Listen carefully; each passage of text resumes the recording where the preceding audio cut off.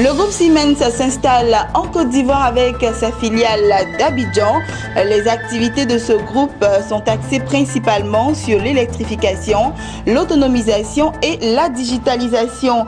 Vous aurez les détails tout à l'heure.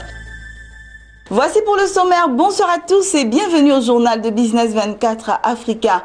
Siemens, le groupe international leader dans le secteur de la haute technologie, dépose ses valises en Côte d'Ivoire avec l'ouverture de sa filiale d'Abidjan. Les axes principaux des activités de Siemens en Côte d'Ivoire seront liés à l'électrification, l'autonomisation et la digitalisation.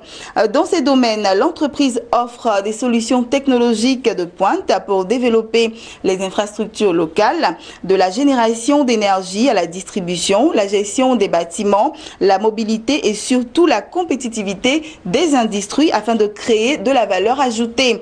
Ce vendredi donc, l'entité légale Siemens Ivory Coast SARL a été présentée à la presse. C'était au Sofitel Hôtel Ivoire d'Abidjan. Jean-Charles Sibaï, Soro Chelina et Sandrine Bamba.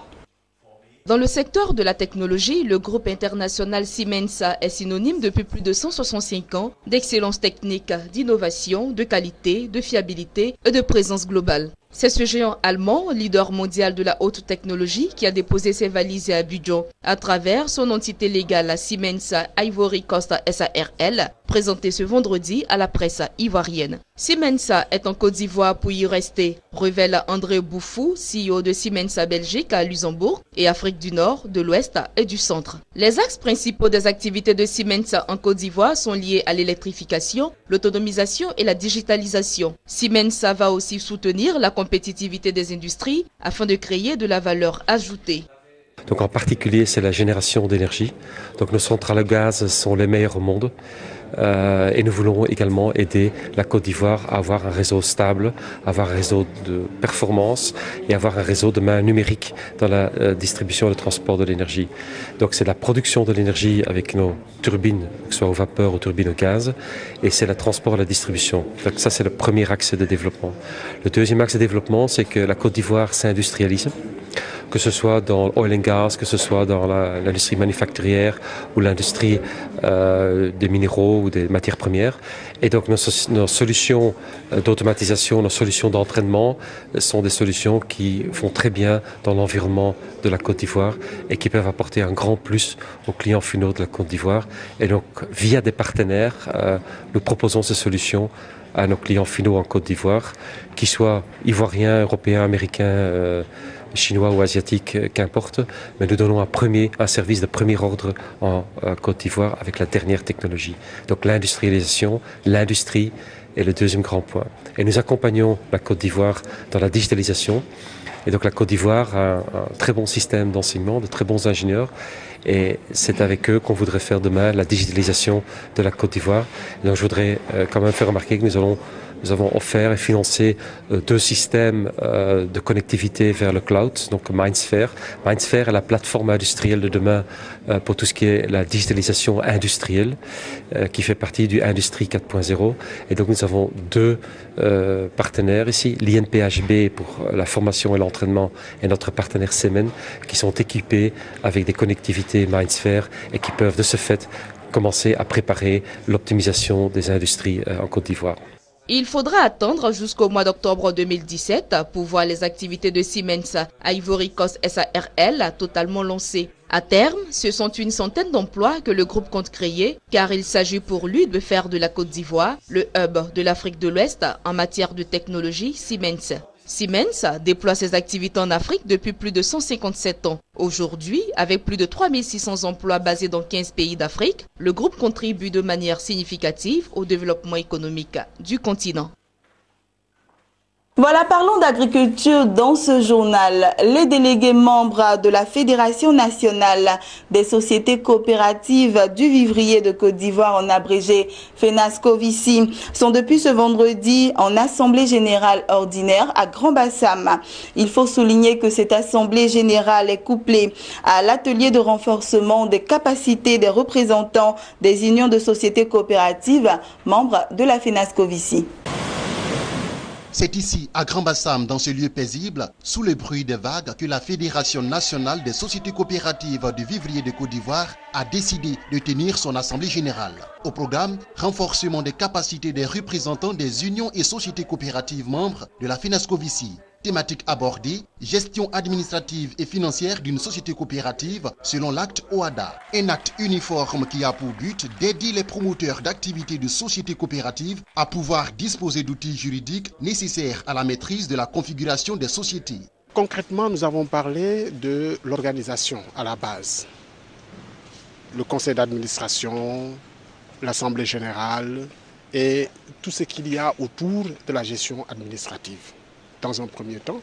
Ensuite, nous avons essayé d'éplucher tous les outils techniques, n'est-ce pas, qui permettent de tenir une gestion correcte et valable d'une société coopérative.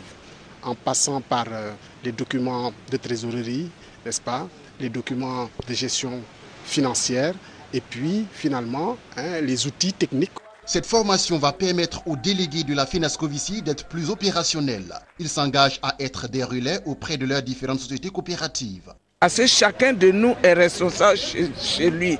Quand on va partir, on va distribuer à ceux qui sont dans les villages, dans les sous-préfectures, dans les départements. Il faut des formations pour mieux s'organiser. Il peut y avoir des choses. Il y a une organisation qui est mise en place. Mais avec la technologie, avec le passage de l'informel au formel, il faut la formation pour mieux faire asseoir les coopératives, leur dire pour que chacun et chacune sache son rôle à jouer. Ce séminaire de renforcement des capacités se tient au moment où la FENASCO-VICI se prépare à lancer la phase opérationnelle du projet PAPSA, le projet d'appui à la production vivrière et la sécurité alimentaire. Pour Irielou Colette, la présidente du conseil d'administration de la FENASCO-VICI, cet atelier vient donc à point nommé. Avec le programme PAPSA aujourd'hui, il faut qu'elles soient professionnelles dans leur domaine. Il faut qu'elles savent gérer leurs coopératives. Il faut que le département financier, la comptabilité, qu'elles sachent comment il faut faire pour être fort dans la comptabilité. Et comme c'est un grand programme, je ne veux pas qu'on commence et demain il y a les petits problèmes. On n'a pas bien géré, on n'a pas bien vendu les produits, on n'a pas bien fait ça.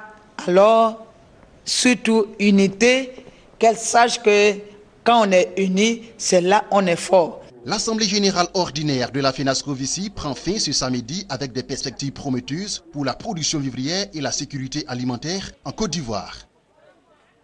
Et voilà, c'était le reportage de Max Soubi et Marie Seri. Au cours d'une conférence de presse organisée par le GEPSI, entendez le groupement des entreprises de presse de Côte d'Ivoire, le maire de la commune du Plateau a exposé les grands axes d'aménagement de sa cité, le centre des affaires de la capitale économique ivoirienne. Il s'agit de rendre le Plateau plus attractif avec des projets d'envergure dont certains sont déjà en phase opérationnelle et d'autres en cours de réalisation. Et c'est un reportage de Jérémy Aoré et Désiré Brou. Face aux préoccupations des journalistes relatifs à la décongestion du trafic, les transports urbains, notamment les BACA et autres types de véhicules lourds aux heures de pointe, le foncier, les stationnements, l'absence d'un marché et les espaces de loisirs, la surpopulation en période électorale, le mémorial Félix Houphouët-Boigny ainsi que les mandats successifs à la tête de la municipalité, le maire du Plateau, Noël Akossi-Benjo, s'est voulu clair et concis. Au-delà de toute considération, il faut travailler et donc bâtir sur du roc. Le Plateau est le centre des affaires de la capitale économique ivoirienne qui, à l'image des grandes métropoles sud-africaines, doit être attractif. Tout cela est contenu dans le plan d'aménagement des grands axes de la commune du Plateau. C'est vrai que nous avons fait beaucoup de choses depuis que nous sommes à la tête de cette commune, mais beaucoup de choses restent à faire. Il y a aussi des choses qui ont besoin d'être parfaites, parce qu'aucune œuvre humaine n'est parfaite. Mon souhait, c'est qu'ensemble, nous puissions unir nos efforts pour aider à bâtir une cité à la dimension des ambitions, non seulement de la commune, mais surtout à la dimension de notre pays qui veut aller à l'émergence. Le Plateau doit être le centre de l'émergence, compte tenu du potentiel. On a toutes les institutions, on a les banques, on a le siège de la plupart des grandes sociétés. Il est important que tout le monde puisse accompagner les autorités communales, que des solutions idoines soient apportées pour bâtir une cité moderne. Autre point non moins important abordé par le premier magistrat du plateau, la place Nelson Mandela et la mixité d'usage. La réconciliation de notre pays est un processus qui doit se poursuivre avec beaucoup d'acharnement.